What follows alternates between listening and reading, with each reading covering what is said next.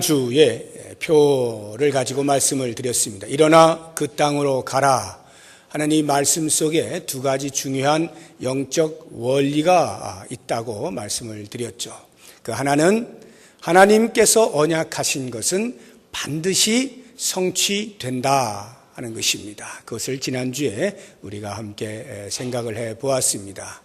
일어나 그 땅으로 가라 할 때 그 땅은 아브라함에게 주셨던 약속의 땅, 그리고 그 땅이 흘러서 이삭과 야곱과 요셉에게로, 그리고 또 시간이 흘러서 모세에게 역시 약속하셨던 바로 그 땅을 이제 모세의 다음 세대인 여호수아를 통하여 성취하시기 위하여 일어나 그 땅으로 가라 말씀을 하시죠. 500여 년이라고 하는 긴 세월이 흘렀지만 하나님께서는 최초에 약속하신 그 말씀을 잊지 아니하시고 기어이 여호수아의 시대에 이르러서 성취하시고야 만다는 것을 우리는 보았습니다. 중요한 것은 이스라엘 자손들이 일어나 그 땅으로 가는데 그 이스라엘 자손은 당시의 자손들뿐만이 아니라 오고 가는 모든 아브라함의 영적인 자손들이라고 말씀을 드렸죠. 그럼으로써 그 영적인 자손에 해당되는 우리들에게도 여전히 일어나 가야 할 땅이 있는 것을 알게 되는 것입니다. 그 땅은 다름 아닌 영적인 가나안 땅, 천국이죠. 하나님 나라를 향해서 우리가 달려 나아가는 역사적 사명을 가지고 있는 것입니다. 하나님께서 우리를 구원하시고 천국 백성 삼으시는 그 마지막 단계의 약속을 반드시 하나님은 성취하십니다. 그런데 그 성취를 위하여 우리를 사용하시고 그 과정 속에서 우리에게 주어진 역사적 사명을 감당하도록 촉구하시는 것이 일어나 그 땅으로 가라는 말씀에 담겨있는 영적인 첫 번째 원리입니다. 이제 오늘 우리가 두 번째 원리를 함께 생각을 해보려고 하는데, 그것은 새 술은 새 부대에 넣어야 한다 하는 것입니다. 이 말씀은 사실 예수님께서 복음서에서 하신 말씀이에요. 어떠한 그 배경 속에서 이 말씀을 하셨는지를 우리가 이제 살펴보게 될 텐데, 이것은 공관복음서에 공히 나타나고 있는 것입니다. 마태복음 9장에도 기록이 되어 있고 마가복음 2장에도 기록이 되어 있습니다. 그리고 누가복음 5장에도 보면 동일한 사건에 예수님께서 말씀하시는 것이 기록이 되어 있습니다. 이제 이 여호수아 1장 1절에서 2절에 나오는 이 말씀을 우리가 살펴보기 전에 먼저 1차적으로 새 포도주는 새 부대에 넣어야 한다는 예수님의 말씀이 그 당시에 무엇을 의미했는지 먼저 살펴보고 그 다음 본문으로 다시 돌아오도록 하겠습니다. 새 복음서 가운데 특별히 우리가 누가복음에 나오는 기록을 보려고 하는데요. 그 기록 속에는 마태복음과 마가복음에서 기록되고 있지 아니한 한 절이 더 첨가가 되어 있어서 좀 더 상세할 것으로 생각이 되어서 누가복음을 같이 한번 찾아보도록 하겠습니다. 직접 지금 여러분들 누가복음 5장으로 가보시기 바랍니다. 여호수아서는 손으로 잡고 계시고요. 누가복음 5장 33절을 먼저 보시겠습니다. 33절.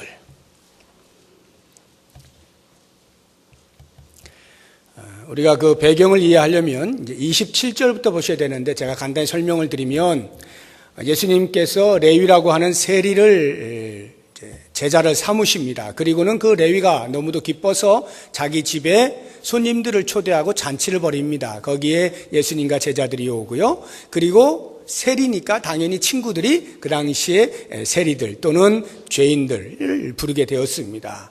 자, 그와 같은 잔치 속에서 예수님이 그들과 함께 먹고 마시는 겁니다.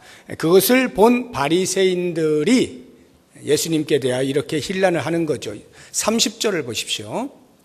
바리새인과 그들의 서기관들이 그 제자들을 비방하여 이르되 너희가 어찌하여 세리와 죄인과 함께 먹고 마시느냐. 그때 예수님께서 건강한 자에게는 의원이 필요 없고 병든 자에게는 필요하다라고 말씀을 하시면서 의인을 부르러 온 것이 아니라 내가 죄인을 불러 회개시키러 왔다라고 말씀을 하셔요. 그때에 그 바리새인들이 다시 예수님께 말하기를 33절입니다. 요한의 제자는 자주 금식하며 기도하고 바리새인의 제자들도 또한 그리하되 당신의 제자들은 그저 먹고 마시기만 할 뿐입니다 하고 힐난을 합니다. 비난을 할 때 예수님이 말씀하시죠. 혼인집에 신랑이 있는데 어찌 손님들이 금식을 할 수가 있겠느냐. 신랑과 함께 기뻐하는 것이 당연한 것 아니냐. 이렇게 말씀을 하시면서 36절부터 두 개의 비유를 들어서 그들에게 심오한 진리의 말씀을 전해주십니다. 그 첫 번째 비유가 36절에 나옵니다. 또 비유하여 이르시되 새 옷에서 한 조각을 찢어 낡은 옷에 붙이는 자가 없나니 만일 그렇게 하면 새 옷을 찢을 뿐이요 또 새 옷에서 찢은 조각이 낡은 것에 어울리지 아니하리라. 이 말씀의 의미, 그 비유하시는 그 내용을 사람들이 모르지 않습니다. 새 옷의 일부를 찢어다가 낡은 옷을 수선하기 위하여 갖다 붙이는 사람이 없죠. 그것은 단순히 새 옷 조각이 낡은 옷에 어울리지 않기 때문만은 아닙니다. 여기는 이제 어울리지 않는다라고 말씀하셨지만 마태복음, 마가복음에 보면은 그것이 헤어지기 때문이다. 낡은 옷이 헤어지기 때문이라고 말씀을 하고 있거든요. 이게 무슨 의미냐 하면 새 옷 조각은 아직 신축성이 있어요. 그래서 빨래를 하면 줄어듭니다. 줄어들면 함께 기운 낡은 옷이 당겨지면서 헤어지게 되는 것입니다. 그래서 새 옷도 조각을 내서 못 쓰게 되고 낡은 옷도 그것으로 인해서 찢어져서 못 쓰게 되는 이러한 것을 비유로 말씀하시면서 복음이 율법과 함께 할 수 없음을 가르쳐주고 계시는 겁니다. 복음이 그리스도와 함께 세상 속으로 나왔습니다. 이 세상의 전면에 등장을 하였습니다. 그런데 그동안의 유대인들은 오랜 세월 동안 율법을 존중하고 지켜오면서 소중히 여겼습니다. 그런데 예수님이 등장하시면서 이 가지고 온 복음이 그들이 그렇게도 소중히 여겼던 율법과 함께 할 때 같이 붙어 있을 수가 없다는 것을 말씀하고 있는 것입니다. 우리는 제가 지금부터 두 개의 성경 구절을 여러분과 함께 읽을 것인데 그 성경 구절을 이렇게 오해를 하고 있습니다. 복음이라고 하는 것은 율법이 그동안에 쭉 진행되어 오다가 그 율법에서 부족한 부분을 채우기 위하여 복음이 등장했다. 이렇게 오해를 할 만한 성경 구절이 있어요. 같이 한번 찾아봅니다. 자막을 보시면 됩니다. 마태복음 5장 17절입니다. 같이 읽어봅니다. 내가 율법이나 선지자를 폐하러 온 줄로 생각하지 말라. 폐하러 온 것이 아니요 완전하게 하려 함이라. 예수님께서 말씀하신 거예요. 율법을 폐하러 온 게 아니라 완전하게 하려 왔다. 즉 부족한 것을 내가 와서 더 보충하기 위하여 이런 뜻으로 생각이 듭니다. 또 한 구절 보죠. 로마서 3장 31절 바울이 한 이야기입니다. 같이 읽어봅니다. 그런즉 우리가 믿음으로 말미암아 율법을 파기하느냐? 그럴 수 없느니라. 도리어 율법을 굳게 세우느니라. 믿음이 율법을 파기하는 것 아니고 오히려 굳게 세운다. 즉 율법이 그동안에 있어 왔는데 조금 약한 부분이 있어서 복음으로 말미암는 그 믿음이 그 약한 부분을 다져주었다. 굳게 만들어 주었다. 이런 뜻으로 이해가 되는 겁니다. 그래서 마치 복음이 약간 부족한 율법의 보충 역할을 하기 위하여 있는 것처럼 생각하기 쉽습니다만은 이 구절들은 그런 의미가 아닙니다. 복음이라고 하는 것은 율법에 훨씬 상위하는 진리의 법이다. 이걸 가르쳐주고 있는 거예요. 그래서 훨씬 상위하는 법인 복음에 순종하여 지키면 율법은 자동적으로 저절로 완성되게 되는 것이다. 이 말씀을 하고 있는 거예요. 복음이 얼마나 핵심적인 것인가, 복음이 얼마나 율법 위에 있는 것이냐라고 하는 것을 알려주는 말씀인 것입니다. 그렇게 볼 때 새 옷의 조각을 낡은 옷에 붙이지 않는 것처럼 그 상위하는 법을 하위의 법에 붙여서 함께 이해하지 않는다, 이런 말이에요. 자, 그 다음에 두 번째로 예수님께서 비유로 말씀하신 것이 누가복음 5장 37절 38절에 나옵니다. 새 포도주를 낡은 가죽 부대에 넣는 자가 없나니 만일 그렇게 하면 새 포도주가 부대를 터뜨려 포도주가 쏟아지고 부대도 못 쓰게 되리라. 새 포도주는 새 부대에 넣어야 할 것이냐. 여기에 이제 이 말씀이 나오는 것인데요. 이것도 역시 상식적인 말씀을 비유로 들은 것입니다. 유목 생활을 한 사람들은 이게 무엇을 의미하는지 잘 알아요. 유목 생활을 하면은 오랜 기간 이제 양을 먹이고 이렇게 하는 동안에 여행을 하죠. 그때에 목이 마르기 때문에 물을 담아가지고 가서 목이 마를 때마다 죽입니다. 그게 물일 수도 있고 포도주일 수도 있습니다. 그러면 그 물이나 포도주를 담는 부대, 통이 있어야 되는데 그 통을 뭘로 사용했느냐 하면 양이나 염소를 잡아서 머리 쪽을 제거하고 몸통 쪽에 그 가죽을 통째로 벗깁니다. 그래서 그것을 기워서 통을 만들어요. 가죽 부대라고 하죠. 거기에다가 물이나 술을 담아서 이제 마시곤 했던 것입니다. 자, 그렇게 볼 때 새 포도주를 낡은 가죽 부대에 넣는 사람은 없어요. 예수님이 하신 말씀을, 그 말씀을 듣고 있던 유대인들이라면 다 알아듣는 것입니다. 왜냐하면 새 포도주는 발효력이 여전히 있어서 가스가 분출이 됩니다. 그러면 그것을 감당할 수 있을 만큼 가죽 부대가 신축성이 있어야 돼요. 그런데 낡은 가죽 부대는 신축성이 다 사라졌기 때문에 감당이 안 되니까 가죽 부대가 터지는 겁니다. 그래서 새 포도주는 언제나 새 가죽 부대에 넣어서 신축성 있게 그 발효되어지는 가스를 다 함유할 수 있도록 그렇게 하는 거죠. 이러한 상식을 예수님께서 비유로 드시면서 새 포도주라고 하는 것이 복음이라면 낡은 가죽 부대라고 비유하신 것은 율법으로 말미암은 생활 양식, 그들의 종교 행위, 이것을 가리키는 것입니다. 그러니까 예수님이 하시는 말씀은 복음을 율법주의적인 생활 양식 속에 담을 수 없다, 이것을 가르쳐주고 계시는 것입니다. 타성에 젖어서 형식과 껍데기만 남아있는 어떠한 종교 행위들 속에 예수를 믿는 믿음이라고 하는 순수 복음을 담아둘 수가 없다는 것이죠. 그런 율법주의적인 삶에 적당히 담아둘 수 없는 것입니다. 이 두 비유를 통해서 예수님께서 혼란하고 있는 바리새인들에게 말씀하시고 싶었던 것은 더 이상 율법주의적인 삶의 체계나 의식과 전통으로 얼룩져버린 외식과 위선은 설 자리가 없다는 것을 통보하는 거예요. 이제 내가 이 땅에 왔으니, 이제 복음이 선포되었으니 더 이상 율법주의적인 그런 타성에 젖은 껍데기뿐인 신앙은 설 자리가 없다. 이제 너희들은 이 복음 앞에 나와서 두 손을 들고 항복을 할 때에만이 비로소 살 길이 열리는 것이다. 이것을 선포하는 것이 이 두 비유의 핵심인 것입니다. 그렇습니다. 이렇게 당당한 복음이 삶의 전면에 등장하게 될 때 율법은 당황하는 거죠. 아니, 더 정확히 이야기하면 율법이 당황하는 것이 아니라 율법을 가진 자 유대인들이 당황하는 거예요. 율법을 가르치는 것으로 먹고 살았던 그들이 당황하는 것입니다.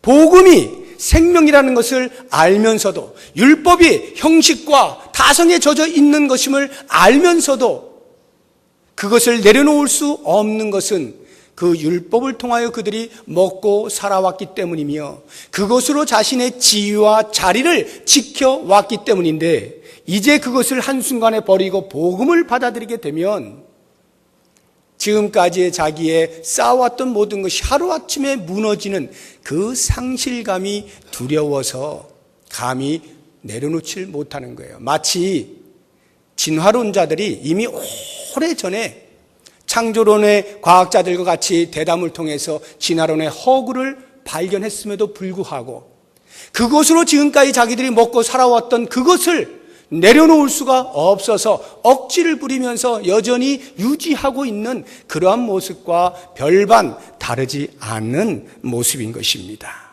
그래서 이 말씀을 듣게 되어진 유대인들이, 바리새인들이 이렇게 반응을 하는 거죠. 누가복음 6장 39절을 보세요. 이게 이제 누가복음에만 나오는 말씀인데요. 우리 같이 한번 읽어볼까요? 시작. 묵은 포도주를 마시고 새 것을 원하는 자가 없나니 이는 묵은 것이 좋다 함이니라. 지금 안 보고 계시는군요. 누가복음 벌써 문 닫으셨어요? 네. 지금 누가복음을 계속 하고 있는 거예요. 누가복음 5장 39절에 묵은 포도주를 마시고 새 것을 원하는 자가 없나니 이는 묵은 것이 좋다 함이라. 이게 무슨 말이냐면 예수님께서 그 바리새인들을 빗대어서 하는 말이에요. 묵은 포도주가 나는 더 좋아 하고 새 포도주에 대해서 마치 관심이 없는 것처럼 이렇게 이야기를 한단 말이죠. 당연히 새 포도주가 나오면 그것을 먹어야 할 터인데 나는 묵은 것이 더 좋아 라고 말하고 있다는 것이죠. 여러분, 이것은 단순히 취향의 문제가 아니에요. 나는 새 것을 좋아해, 나는 묵은 것을 좋아해. 김치도 바로 막 담근 갓김치를 좋아하거나 아니면 한참 놓아둔 익은 김치를 좋아하거나 취향의 문제가 아닌 것입니다. 본질의 문제예요. 새 포도주를 받아들여야 하는 것이에요. 그런데 유대인들은 그 본질을 회피하는 거예요. 또는 거부하는 거예요. 심지어 나아가서 축출을 하는 거예요. 제거를 해버리는 것입니다. 그래서 세리와 죄인들과 함께 음식을 먹고 마시는 예수님과 그 제자들을 비난하는 거예요. 어찌 너희들이 그들과 함께 먹고 마실 수가 있느냐. 예수님의 의와 거룩에 대해서 도전을 하는 것이고요. 뿐만 아니라 금식을 하면서 그렇게 경건한 삶을 사는 세례요한의 제자들과 바리새인들의 제자들이 있는데 어찌하여 너희들은 먹고 마시는 데만 급급하고 있느냐라고 함으로써 새 포도주를 받아들인 자들의 잘못에 대해서 지적을 하고 오히려 제거를 하려고 하는 이러한 우를 범하고 있는 것입니다.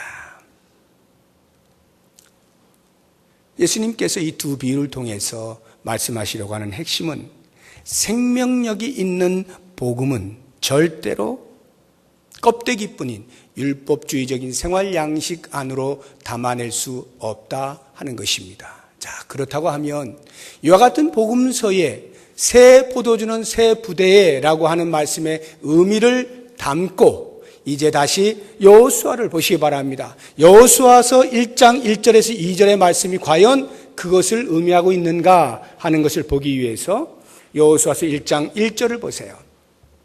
1절은 여호수아서의 저자가 자기의 말로 쓰고 있는 것이고 2절은 하나님께서 말씀하신 것을 인용한 것입니다. 1절 여호와의 종 모세가 죽은 후에 하나님께서 여호수아에게 나타나서 일어나 그 땅으로 가라고 명령하셨다. 이게 저자의 관점이에요. 하나님이 여호수아에게 나타나셔서 일어나 그 땅으로 가라고 명령하신 때가 언제냐 하는 때를 가르쳐주고 있는데 여호와의 종 모세가 죽은 후입니다. 그것이 얼마나 사실인가를 하나님께서 직접 증명을 하시는 것이 2절이죠. 2절 보니까 하나님이 말씀하시는 거예요. 내 종 모세가 죽었으니 이제 너는 일어나 그 땅으로 가라는 거죠. 그렇습니다. 모세가 죽은 것, 그것을 기점으로 하여서 이스라엘 백성들은 일어나서 그 땅으로 가야 했던 것입니다. 한 시대가 종결되고 다음 시대가 도래하고 있다는 것을 말씀하고 있죠. 그러나 이 말씀은 단순히 어느 시대를 막론하고 한 시대가 가면 또 다음 시대가 오는 이러한 같은 내용의 시대의 변화는 아닙니다. 마치 아브라함의 시대가 가고 나면 이삭의 시대가 도래하고 이삭 이후에는 야곱의 시대가 도래하고 그 이후에는 요셉의 시대가 도래하는 이러한 시대의 변화가 아닌 거예요. 모세와 여호수아의 시대는요, 여기에 아주 분명한 단절이 있습니다. 그 단절이 무엇인지를 말씀해 주기 위하여 모세가 죽은 후라고 하는 것을 말씀하면서 그 이후에야 비로소 하나님께서 여호수아에게 일어나 그 땅으로 가라고 명령하셨음을 기록하고 있는 것입니다. 자, 그렇다고 한다면 과연 단순한 시대의 교체가 아닌 그 단절이라는 것이 무엇인가? 모세를 기점으로 하여서 율법의 시대가 끝났다. 이제 율법은 종결되었다. 그리고 지금부터는 은혜의 시대가 도래한다 하는 것을 말씀하고 있는 거예요. 모세 아래 있던 이스라엘 1세대들, 하나님께 대하여 불순종하였던 그 모든 세대들이 끝나고 종결되어지고 이제는 여호수아의 지도 아래 새롭게 일어선 이 세대들이 그 땅으로 들어가게 될 것이다 라고 말씀하는 거예요. 모세가 누굽니까? 최초로 하나님께로부터 율법을 받은 사람, 율법의 최초 수여자죠. 율법 하면 모세, 율법을 대변하는 자가 모세였습니다. 이 모세에 대하여서 어떤 사람인가를 아주 간단하게 프로파일링 해놓은 게 있어요. 신명기 마지막을 보시게 되면 모세를 소개하고 있는 것으로 신명기를 끝내거든요. 전체가 34장 12절로 끝이 나는데 그 마지막 34장의 10절, 11절, 12절 마지막 세 절이 모세에 대하여 말해주고 있는 것으로 신명기를 마감합니다. 어떻게 성경이 이야기하고 있는지를 우리 같이 한번 보겠습니다. 신명기 34장 10절에 12절 자막을 좀 보여주시기 바랍니다. 같이 읽어봅니다. 그 후에는 이스라엘에 모세와 같은 선지자가 일어나지 못하였나니 모세는 여호와께서 대면하여 아시던 자요 여호와께서 그를 애굽 땅에 보내사 바로와 그의 모든 신하와 그의 온 땅의 모든 이적과 기사와 모든 큰 권능과 위엄을 행하게 하시매 온 이스라엘의 목전에서 그것을 행한 자이더라. 11절과 12절을 보면 모세는 바로 앞에 서서 하나님의 능력을 받아 큰 권능과 이적을 행하여 이스라엘 백성들을 애굽에서 해방시킨 위대한 영도자라고 그려내고 있고 10절의 말씀을 보게 되면 하나님을 대면하여 아시던 자로 표현을 하고 있습니다. 하나님을 대면하여 아시던 자. 아무나 그렇게 되지 않죠. 당시에 하나님을 보면 다 죽는 거예요. 그런데도 모세가 너무나 하나님을 보고 싶어서 하나님 제발 좀 저 좀 보여주세요 하니까 바위 틈 사이로 뒷모습을 보게 하지 않습니까? 죽일 수는 없으니까 뒷모습을 통하여 하나님을 만날 수 있도록 한 유일한 사람, 하나님을 대면하여 아시던 자. 그래서 그 모세와 같은 선지자가 이후에는 다시 없었다라고 말할 만큼 모세는 위대한 이스라엘의 기억될 영도자였던 것입니다. 그런데 그 모세가 죽은 거예요. 광야 40년의 모든 힘든 시간들을 백성들과 함께 하면서 이제 마지막 가나안 땅을 눈앞에 둔 채로 그만 모세가 죽게 된 것입니다. 그랬을 때 백성들의 심리 상태가 어떠했을 것임을 한번 우리가 짐작해 보면 한마디로 망연자실일 겁니다. 눈앞에 가나안 땅을 두고 이제 우리가 모세를 통하여서 함께 들어가는가 보다 싶었는데 그렇게 모든 어려운 시간들을 함께 지냈던 모세가 한순간에 죽어버렸을 때 그것도 들어갈 그 목적지를 눈앞에 두고 죽어버렸을 때 이스라엘 백성들은 얼마나 큰 좌절과 실망과 낙심과 절망 속에 한숨을 푹푹 내쉬고 있었겠는가 하는 것은 그리 어렵지 않게 짐작할 수 있는 것입니다. 이렇게 망연자실에 있는 이스라엘 백성들을 향해서 일어나 그 땅으로 가라고 명령을 하실 때 다른 그 어떤 위로와 격려의 말씀이 아닌 제일 처음에 등장하는 것이 여호와의 종 모세가 죽은 후에 내 종 모세가 죽었으니 여러분 마음에 큰 상처를 안고 있는 그것을 다시 찌르는 거 아닙니까? 안 그래도 지금 모세가 죽어서 이제 어떻게 해야 되나, 우리는 여기서 어떻게 해야 되나 이러고 있는데, 일어나 그 땅으로 가라는 말씀을 하기 위해서 내 종 모세가 죽었으니 다시 한번 그들의 아픔을 건드리고 있는 이 이유가 뭐냐 이 말이에요. 그 말씀을 들었을 때 이스라엘 백성들의 마음이 어떠했을까를 생각해 보십시오. 무엇을 하나님께서 그들로 알게 하시려고 하는 것일까요? 과연 모세의 죽음은 그들에게 무엇을 의미하는 것일까요? 다른 말이 아닌 자기들의 부모인 1세대들이 율법을 따라서 살겠다라고 몸부림을 치고 율법을 붙잡고 지나왔지만 그 가운데에서 여호수아와 갈렙을 제외한 모든 1세대 백성들이 다 가나안 땅 앞에서 죽고 만 현장을 보고 있지 않습니까? 그것을 보면서 약속의 땅, 가나안 땅, 하나님께서 들어가게 하시는 그 땅은 결코 하나님을 섬김에 있어서 율법적인 어떠한 형식과 다성에 젖은 모습으로는 결코 들어갈 수 없는 땅이며, 참으로 마음을 다하여 하나님을 섬기는 진정성을 가지고 있을 때에만이 그 땅을 차지할 수 있는 것임을 그들에게 말씀해주고 있는 것입니다. 이것이 새 술은 새 부대에 넣어야 한다는 의미가 아니고 무엇이겠습니까? 그들은 모세가 죽었기 때문에 좌절과 절망으로 상실감으로 주저앉아 있을 것이 아니라 오히려 그것이야말로 은혜의 시대, 도래할 새 시대에 주연으로 등장할 최고의 기회인 것을 알아야 했던 것입니다. 그렇습니다. 모세는 율법 최초의 수여자를 대표하고 있습니다. 그거에 비해서 여호수아는, 그 여호수아라는 이름을 헬라식으로 표기하면 예수입니다. 예수. 예수님이 어떤 분이십니까? 은혜의 주님이시죠. 은혜의 주님이에요. 무엇을 행함으로써 얻어낼 수 있는 것이 아닌 값없이 주신 그리스도의 십자가의 은혜로 말미암아 새로운 사람이 되어진, 거듭나 버린 그 사람에게 주어지는 행위의 도전, 이것이 복음의 시대, 은혜의 시대를 사는 사람에게 주어지는 역사적인 과제인 것입니다.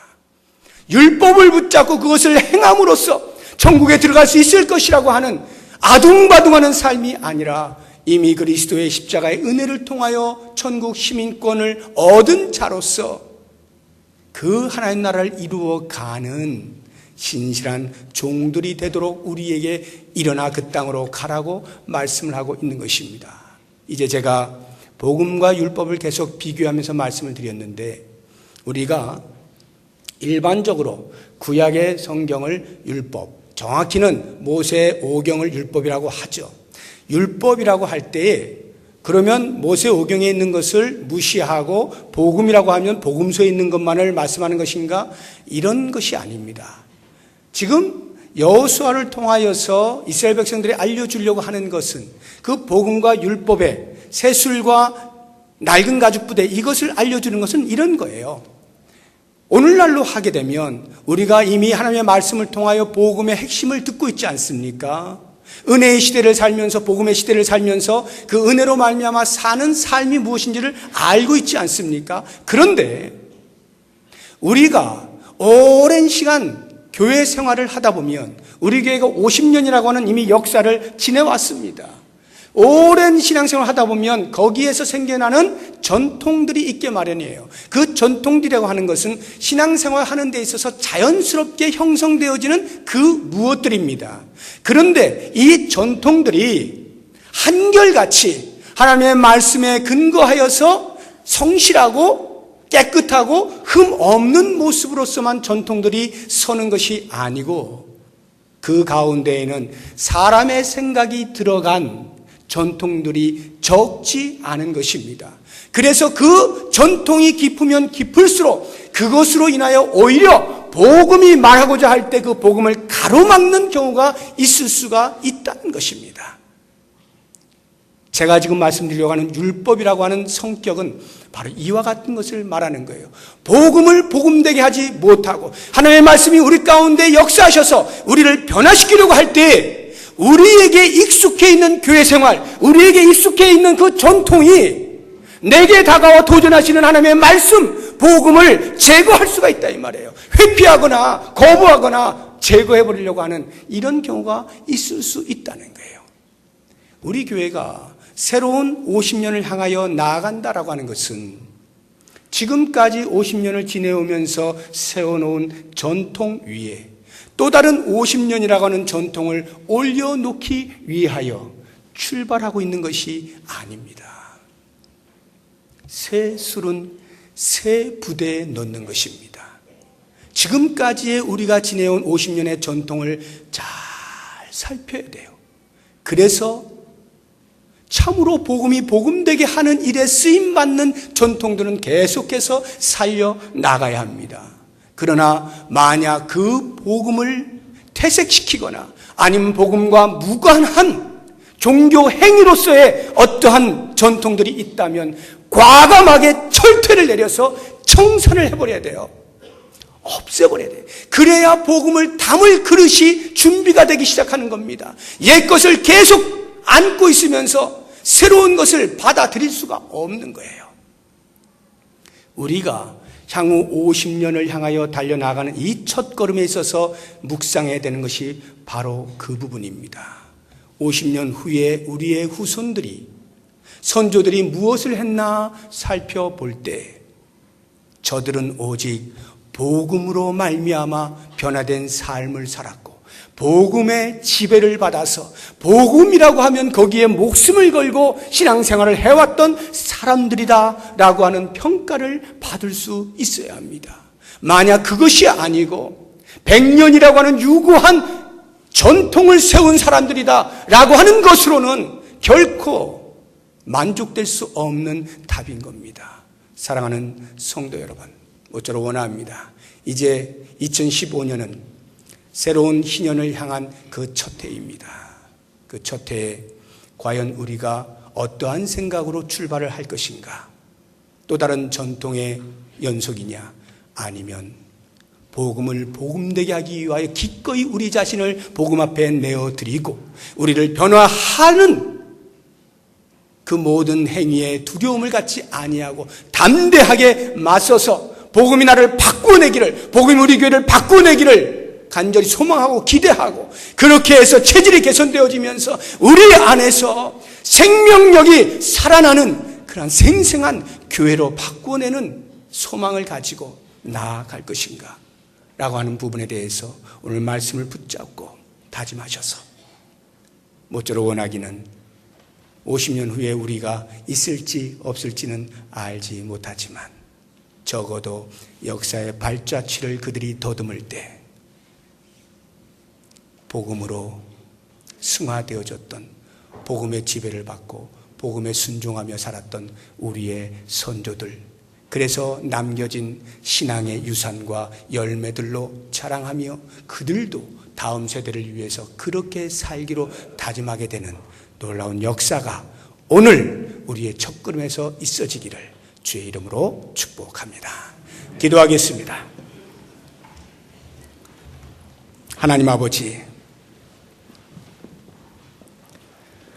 우리가 오랜 세월 신앙생활을 하면서 우리도 모르는 사이에 우리의 전통과 우리의 습관과 우리의 종교적 행위가 하나님의 순수한 복음의 말씀들을 회피하거나 거부하거나 축출해내려고 하는 우를 범하지는 아니하였는지 말씀을 통하여 도전받게 하시니 감사합니다.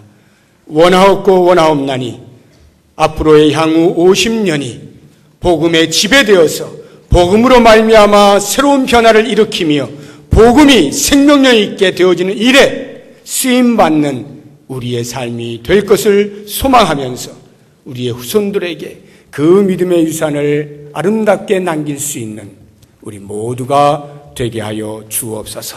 예수님의 이름으로 기도드립니다. 아멘.